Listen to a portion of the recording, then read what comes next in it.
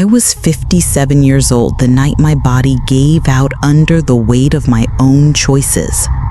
I remember sitting on the wooden floor of my living room in Aurora, Colorado, candles flickering all around me, the smoke of incense burning my nostrils. I was not praying to God.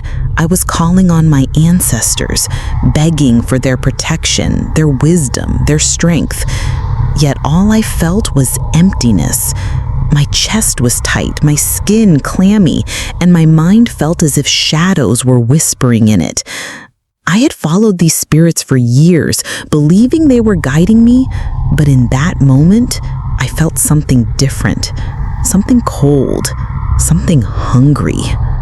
I trembled as the silence in that room grew heavier than any sound. I pressed my palms to the floor, trying to hold myself together, but deep inside, I knew I was being pulled somewhere dark, somewhere I could not escape on my own. And that night, I found out exactly where those spirits were leading me. Before I go deeper into my story, let me pause for a moment. I want to thank every single one of you who has subscribed to this channel. Your support means more than you can imagine. To all my new and returning viewers who have not yet subscribed, I want to say a big thank you for being here. I cannot wait for you to hit that subscribe button because it truly serves as the fuel and energy that keeps this channel alive. Please do not forget to share your thoughts in the comments and engage with this testimony because your words help spread this message even further. Now, let me take you back to where it all began. My name is Pearl, and this is my testimony. I was born and raised in Colorado, the daughter of a mother who went to church on Sundays and a father who always talked about our people and their roots. In our home, faith was a mixture. We had a Bible on the table, but we also had talismans tucked in drawers, and stories of ancestral spirits were spoken with reverence. As a child, I was confused, but as I grew older, I leaned toward the practices that made me feel powerful. I was taught that calling on the ancestors was strength. I believed they were watching over me. But what I never admitted to anyone was the darkness that followed me. Nightmares chased me for years.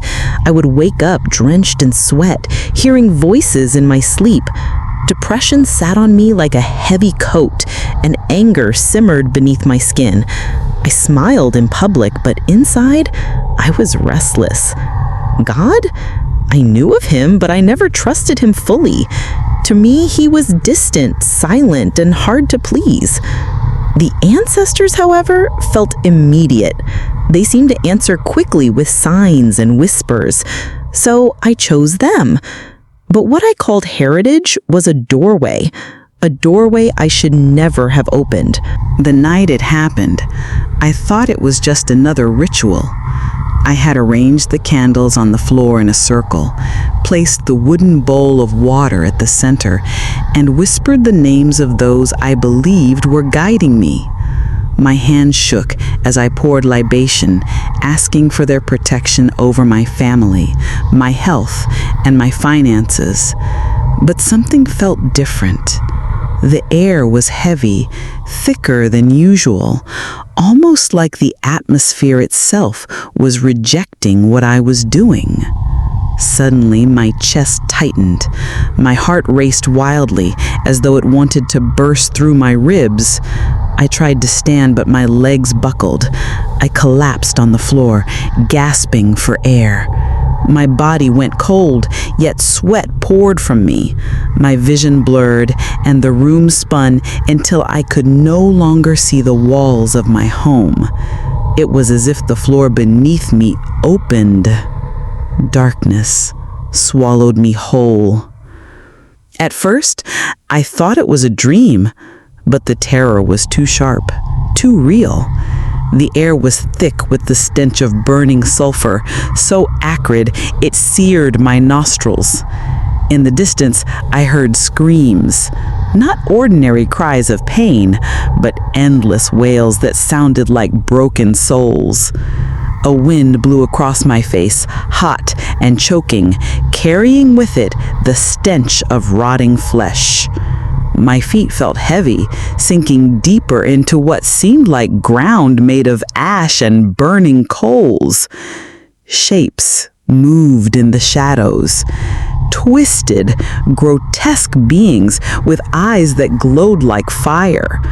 They crawled and slithered, some dragging chains, others clutching the tormented souls who screamed for mercy.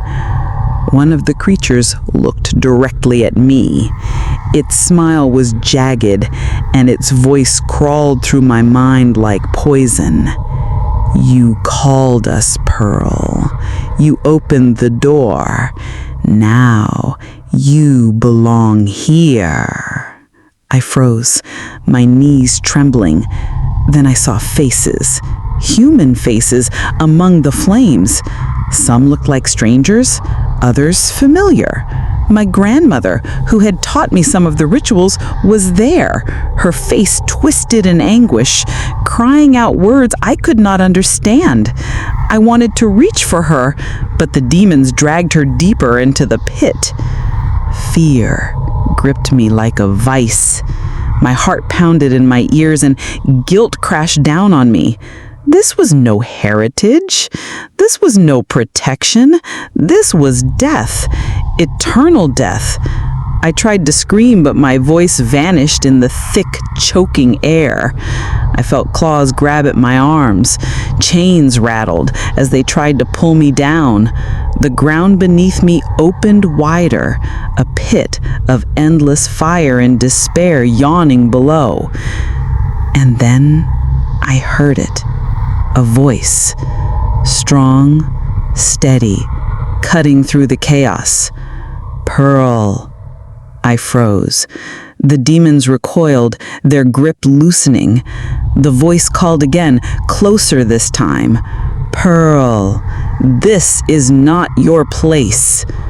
The darkness trembled around me. A light, faint at first, then blinding, began to push back the shadows. The screams grew distant. The demons shrieked in rage. My body felt weightless, as if I was being pulled upward. And in that moment, I knew someone greater had stepped into the fire.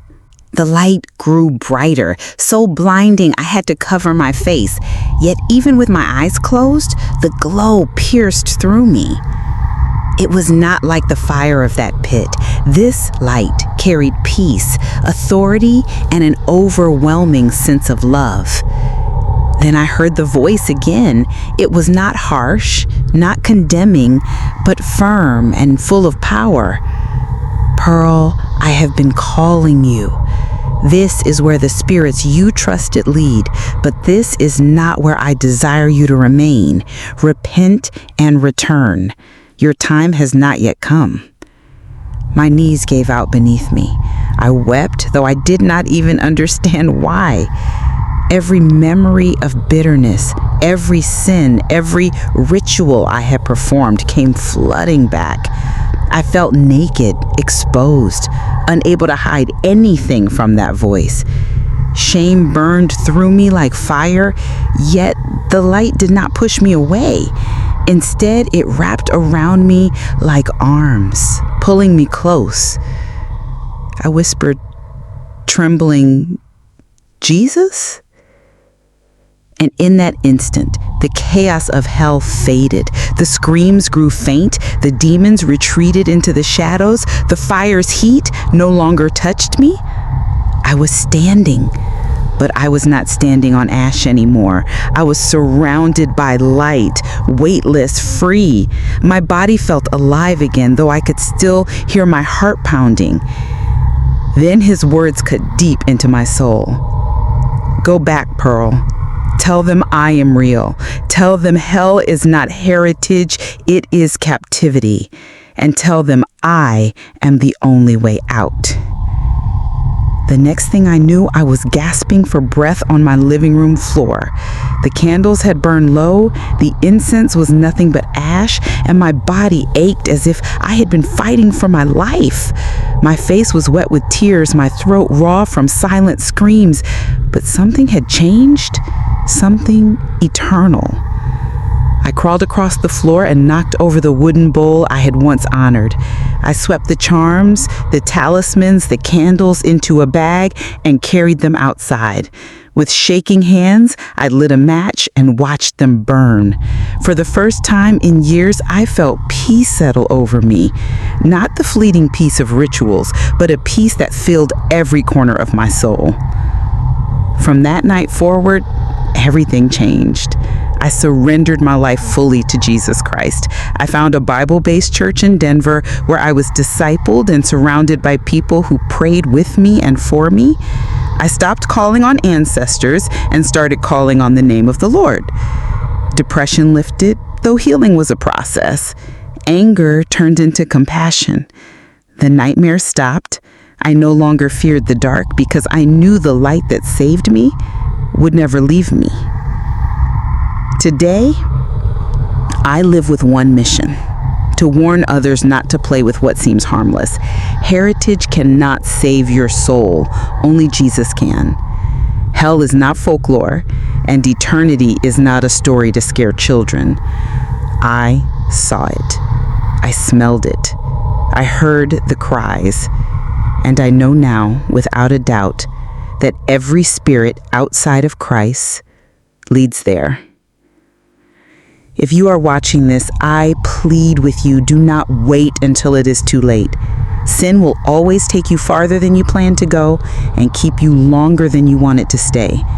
But Jesus will always meet you where you are and lead you out.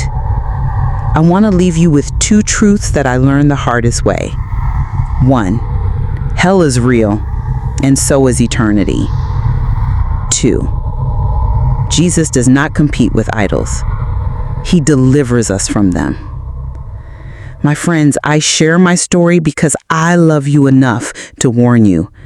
Please repent and take holiness seriously. Now I want to hear from you. Do you believe spiritual traditions or rituals can open dangerous doors? Have you ever experienced something that made you realize the unseen world is real? Drop your answers in the comments. I want to read your stories and your thoughts. And before you leave, please like, share, and subscribe. Your support helps spread this message to those who need it most. Someone you know may be standing at the same doorway I once stood at, and your share could be the reason they find the light before it is too late. This was my story, my rescue, my transformation, my testimony.